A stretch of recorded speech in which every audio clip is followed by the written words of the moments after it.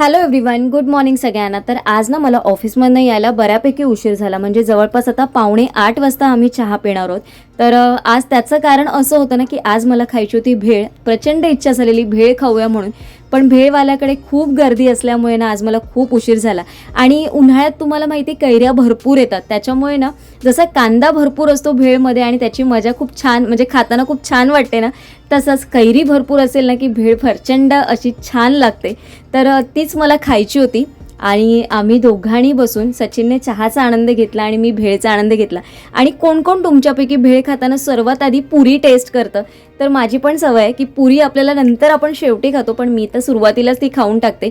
तर भेळ खाल्ली, त्याच्यानंतर छानपैकी टी व्ही बघितला आणि त्याच्यानंतर करायची होती जेवणाची तयारी. तर सर्वात आधी मी करते, आपण जी कोथिंबीर वडी केलेली ना ती मी फ्रीजमधनं काढून घेतली आहे. आणि मी मील प्लॅनिंग ज्या करते ना गोष्टी, त्याचा मला माझ्या रोजच्या जीवनामध्ये बराचसा खूप फायदा होत असतो. मी कुकर लावून घेतला आहे आणि भेंडी मी बऱ्याच वेळा माझ्याकडे तयार करून ठेवते. तर इथे मी भेंडीची भाजी करून ठेवणार आहे, कारण भेंडी फ्राय केलेली आहे. आणि आता उन्हाळ्यात जसं मी म्हणते मसाला फार कमी वापरावा, म्हणून मी हिरव्या मिरचीची भेंडीची भाजी करते बघा.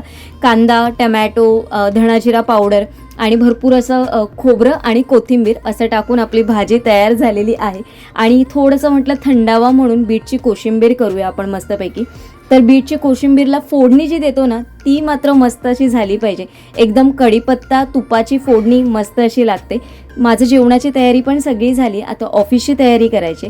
तर त्याच्यासाठी जे काही सकाळला लागणार होते कपडे, त्याच्यानंतर माझ्या बॅगेतल्या काही गोष्टी असतात त्या इथे तिथे पडलेल्या असतात मी आल्यानंतर, तर त्या सगळ्या गोष्टी ठेवून घेते. आणि आजचा मिनी ब्लॉग मी इथेच एंड करते.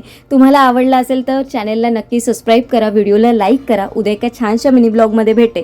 तोपर्यंत सगळ्यांना bye bye and take care.